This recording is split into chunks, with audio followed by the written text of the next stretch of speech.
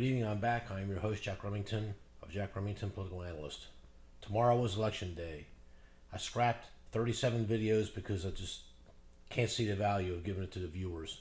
So I'm trying to condense the channel and to put certain good content up for you to watch and listen to.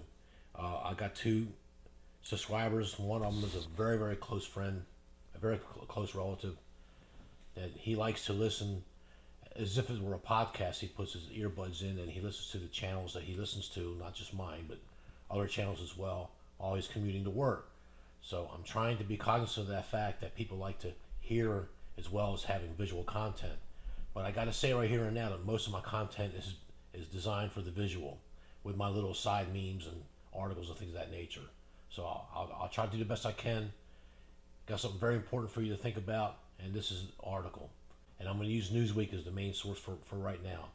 The 26th of October, under Newsweek, under its politics section, article is titled, quote, Hillary Clinton calls Republicans cowards, spineless enablers of Trump, end quote. And the writer is Deroga Roach. So I'm going to read just parts of it. I'm not going to read it all to you because what I got to say is more important than what the article is. Former Secretary of State Hillary Clinton has said the idea of President Donald Trump winning the presidential election makes her physically sick, adding that Republicans, quote, have been cowards, spineless enablers, end quote, of the president. The 2016 Democratic nominee also mocked Trump for recently praising her. So Hillary Clinton spoke to the New York Times' Kara Swisher for her Sway podcast, which was released on Monday. Swisher asked Clinton about the upcoming election and whether Trump would win again. Former First Lady said she, quote, can't entertain the idea of him winning. It would cause cognitive dissonance of grave degree, end quote. It makes me literally sick to my stomach to think that we've had 4 more years of this abuse and destruction of our institutions. I'm trying not to laugh while I'm reading this, sorry. And damaging our norms and our values. And lessening of our leadership. And the list goes on, Clinton says. Clinton said that many Republicans also want to see Trump defeated, but they're unwilling to say so in public. Quote, most Republicans are going to want to close the page. They want to see him gone as much as we do, but they can't say it publicly, she said. And that's what she says, the part about Clinton told Swisher that Republicans have been enablers, cowards, spineless enablers of the president. She also addressed Trump's recent remarks praising her compared to former Vice President Joe Biden. Trump said that Hillary Clinton had more energy and was a more intelligent person than Biden on Sunday. So I'm going to skip some of this, but I'll read another part here. Quote, I think I live rent-free in his head, end quote, Clinton said of Trump's comments. Criticizing Clinton was a major aspect of Trump's 2016 campaign, but even after her defeat, the president has continued to mention her at rallies. Swisher asked Clinton if she would ever say, quote, lock him up, end quote, referring to the once frequent chant at Trump's rallies calling for Democrats to be in prison for her alleged crimes. No, I would never say that, Clinton said. I believe in the rule of law, unlike some of these people. I'm trying not to laugh when I read this article, I'm sorry. On the issue of COVID-19 pandemic, which has so far killed more than 220,000 Americans, Clinton suggested that she would have handled the crisis better than the current administration. Quote, you noted that a lot of countries that did best in the pandemic were led by women, Swisher said. Do you think a woman president of the United States would have handled the pandemic better? I have no doubt, especially if it were me. I have no doubt. I mean, I was born for that, Clinton replied. So that's all Newsweek covers. I checked out the podcast. I'm not able to download the podcast. I don't want to pay the fee or whatever it is. But I did get the transcript for free. And in that transcript, Hillary Clinton talks about how Donald Trump stole the election from her, and there's misogyny, and all this other stuff. So I want to ask the audience these questions. Matter of fact, I'm going to flip-flop this. I'm going to put the second question first that I have for the audience. Just 2 questions here. And that second question is going to be, does human beings' plumbing dictate how they're going to handle some kind of a COVID-19 crisis or a health emergency? Really? I can't get that in my Neanderthal brain here. Help me out, folks. Okay? But the main question is going to be, notice how Hillary Clinton does not say why some of the Republicans or half the Republicans want Donald Trump gone. Okay? She can't come out and say that. You do understand this, right? She can't come out and say that, well, we're part of the ruling class, Trump defected from the ruling class. He said, "Go pound sand," not in those words. And I got my jets, I got my money, I got this, I got that, I got hotels and casinos, and 40 different countries, wherever it is. I got a good family, I got a happy life, and I don't want to be part of the ruling class. And Hillary's part of that ruling class. She entered. They opened the doors for her because of her husband. He was a two-term president. Any president gets the door open for the big club. Okay, the big club. And I'm going to try to play that clip for the big club. Okay? And you ain't in it. You don't believe me? Watch this. Education. Politicians know that word. They use it on you. Politicians have traditionally hidden behind three things: the flag, the Bible, and children. No child left behind. No child left behind. Oh, really? Well, it wasn't long ago you were talking about giving kids a head start. Head start? Left behind? Someone's losing fucking ground here. But there's a reason. There's a reason. There's a reason for this.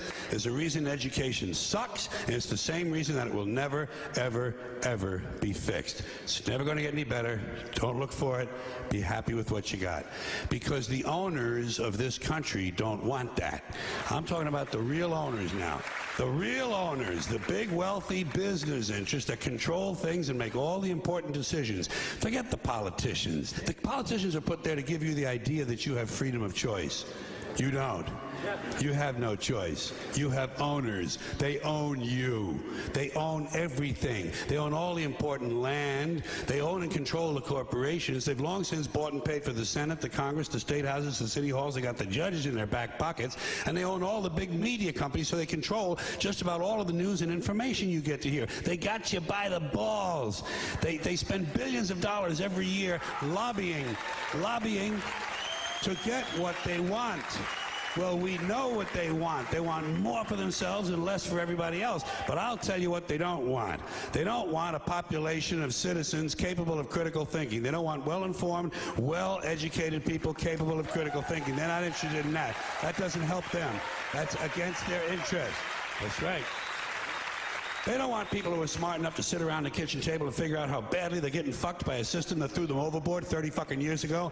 They don't want that. You know what they want? They want obedient workers. Obedient workers. People who are just smart enough to run the machines and do the paperwork, and just dumb enough to passively accept all these increasingly shittier jobs with the lower pay, the longer hours, the reduced benefits, the end of overtime, and the vanishing pension that disappears the minute you go to collect it. And now they're coming for your Social Security money. They want your fucking retirement money. They want it back so they can give it to their criminal friends on Wall Street. And you know something? They'll get it. They'll get it all from you sooner or later, because they own this fucking place. It's a big club, and you ain't in it. You and I are not in the big club. And by the way, it's the same big club they use to beat you over the head with all day long when they tell you what to believe. All day long, beating you over the head in their media, telling you what to believe, what to think, and what to buy. The table is tilted, folks. The game is rigged. And nobody seems to notice. Nobody seems to care. Good, honest, hard-working people, white collar, blue collar, doesn't matter what color shirt you have on. Good, honest, hard-working people continue. These are people of modest means. Continue to elect these rich cocksuckers who don't give a fuck about them. They don't give a fuck about you. They don't give a fuck about you. They don't care about you at all. At all. At all. Man. You know? And nobody seems to notice. Nobody seems to care. That's what the owners count on. The fact that Americans will probably remain willfully ignorant of the big red, white, and blue dick that's being jammed up their assholes every day. Because the owners of this country know the truth. It's called the American dream, because you have to be asleep to believe it. Back to reality, folks. Okay? I'm here to tell you, Hillary Clinton is part of the elite. She is part of the ruling class. And she wants to tell you what to do. For whatever reason, she feels that she could have made a superior president. Number one, do you really think she should donate her presidential salary of $400,000? You're like Donald Trump would have done that? If you really believe that, then put it in the comments below, and I'll respond that way, instead of making some outlandish statement that no one's going to respond to. I'm telling you. Do you really think she'd have been a better president? She'd have been worse. What do you think Kim Jong-un would have told her when he wanted to fire those things over Guam and Japan and other places in the Pacific? Do you have any idea how they really think of women in leadership roles in Korea? North Korea? Do you need me to tell you that? I have Korean friends. I have Koreans downtown LA, and they're all Republican. I wonder why that is, number one. But number two, the men, it's a very patriarchal society. They all told me he would have spit in her face. Okay, they don't respect women in those positions. They feel that the United States has weakened itself by trying to break that glass ceiling. So I know it's kind of a caustic comment, but I'm here to tell you she would not have made a better president. People would not. You think people don't respect Donald Trump overseas? They respect the hell out of Donald Trump overseas. He gets an A+++ in his foreign policy. That's probably the most perfect thing he's done since he's been president. And not one, not two, but 3 peace treaties between 5 warring faction companies in the Middle East. Okay, Jimmy Carter wants to put Donald Trump in for the Nobel Peace Prize, but believe me, the elites and the mainstream media, the swamp of D.C. will never allow that to happen, folks. And you know that, and I know that. Okay, so tomorrow's the election. Please vote. I cannot tell you who to vote for. Who am I to tell anyone who to vote for? How dare me if I were to tell you who to vote for? But what I can do, I can say, here's some information I hope you can consider. Please consider this. And that's my whole channel's got this information. So I can do that, and I don't feel bad about that. What I'm asking is that you make up your own mind. I had another close associate, and I was at a Halloween party for my granddaughter, and the person told me, he said, I've tried to give out the good points of Donald Trump, but the person involved would not hear because she listens to her friends. She listens to her friends and her relatives, and her mind's made up, can't talk her off of voting for Joe Biden. She didn't even know who Joe Biden was. She knew who Kamala Harris was because that's our senator in the state of California, but she didn't even know who Joe Biden was. But she's still going to vote for him because she hates Trump. Why does she hate Donald Trump? She listens to her friends and her relatives. Think about what you're voting for and what you're voting against. That's all I'm asking. That's fair. Tomorrow's video, I will have the prediction of who's going to win this election.